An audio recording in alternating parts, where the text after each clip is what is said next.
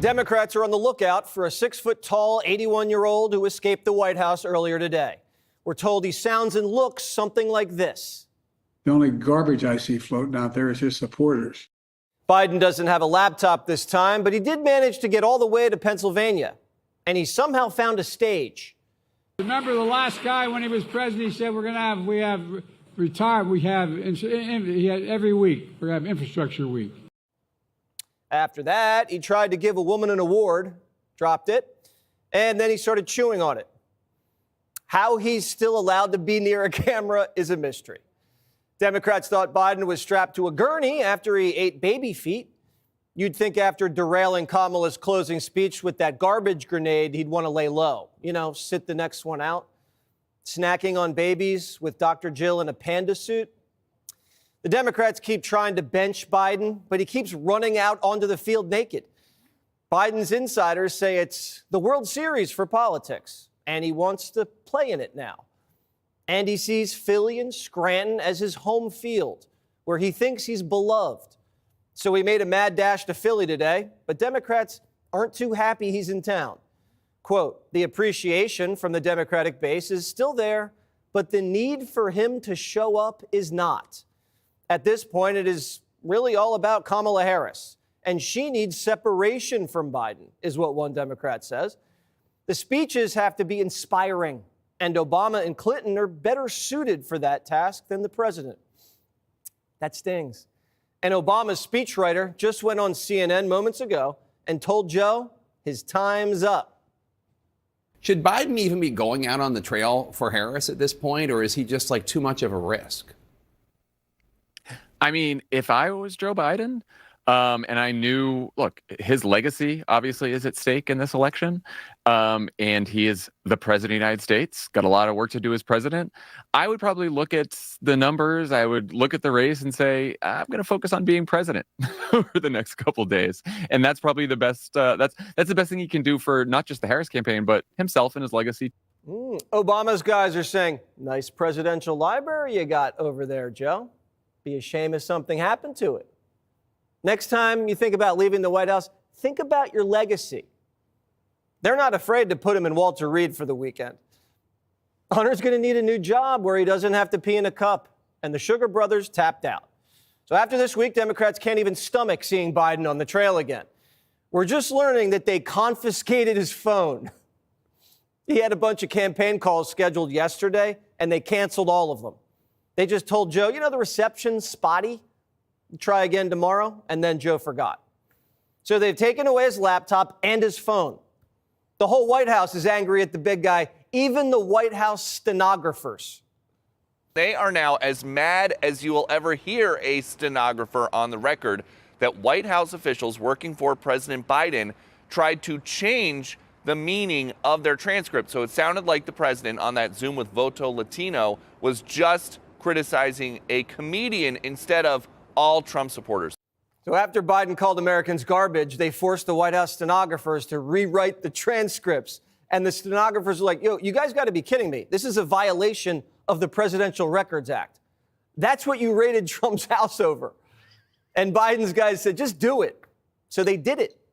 Kamala can't even believe it. Obama's fighting with Biden. The White House is strong-arming librarians. And her VP pick just called the world's richest man gay. If you're a billionaire, Elon Musk, for example, say, that guy got it. Michigan knows that word. Look, that dude got a tax cut. Tim Walz is calling the other guy gay? What is going on here? He should be never mind. Obama and Pelosi both said Walz was a poor pick, that Kamala should have gone with Shapiro. And it looks like Harris is having second thoughts because she's cheating on Tim Walz right in front of everyone. This election, it's bigger than us. It's about the future. Do you want more chaos? Or like me, are you ready for some common sense? That's why I'm with Kamala. This would be like Trump cutting an ad with Doug Burgum. You can't cheat on your VP. This isn't wife swap. Did Tim get cooed? I get it. Pennsylvania's do or die. You expect it to be all hands on deck there. So why are they sending Bill Clinton to New Hampshire? When did New Hampshire become a battleground? Biden was just in New Hampshire. Remember, that's where he said they had to lock Trump up? The last time a Democrat lost New Hampshire was 24 years ago. And now Real Clear Politics is saying New Hampshire is a toss-up. If Trump wins New Hampshire and he hasn't even campaigned there, it's going to be a big night. And Bubba's got, 9 lives? He said Trump's economy was better than Kamala's, and he said Lake and Riley would still be alive if the border czar had done her job. The Harris campaign must be really needy to roll the dice and let Bill loose again. But Bill knows better than anyone. It's the economy, stupid. Some of them are Republicans by DNA. Some of them voted for Trump in 2016, Biden in 2020, and have told us because of Biden's policies, because of inflation, the cost of living, they're going back to Trump. The economy is still the top issue. And today's news, not going to help Harris. The big jobs report, and the prophecy came true. Jobs light, 12,000 in non-farm payroll. That is the lightest going back to December of 2020. It's a massive drop, of course, from what we saw in September. That number was also revised lower, down to 223,000 jobs. In fact, what we lost was over 110,000 jobs over August and September. We have 100,000 fewer jobs than we thought we had. That's a really bad number. So we just lost 100,000 jobs. And Joe's in Pennsylvania reminding everybody about Bidenomics. Democrats can make jobs disappear, but they can't make Biden disappear. Here was Trump reacting to the news in Michigan.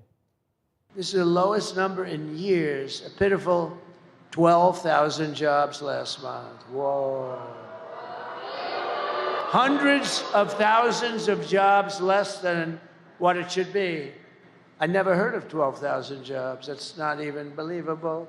And if she gets 4 more years, your family is you're never going to recover from these stupid people. There'll be a 1929 style economic depression that will absolutely crush your incomes and all that stuff. But we're not going to talk about that because we want to make sure we win.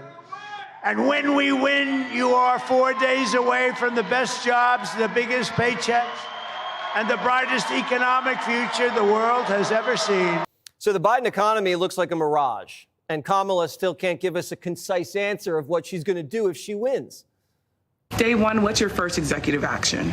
Well, my first priority, which will be probably the package of bills, is about bringing down the cost of living. So it's about housing. It's about childcare. It's about what we need to do to deal with grocery prices. So it's not one, but it's a package. So why do they even keep asking her what she's going to do on day one? Day one was 4 years ago. She could knock on Joe's door right now and say, hey, big guy, sign this executive order. I'm going to just slip it under your door. I know they took your phone, but there's a pen in there somewhere. Why should Americans wait until Inauguration Day for help when Kamala's in power now? Why can't she get a head start on the things she's promising? This election's gotten so ridiculous, they made J-Lo cry.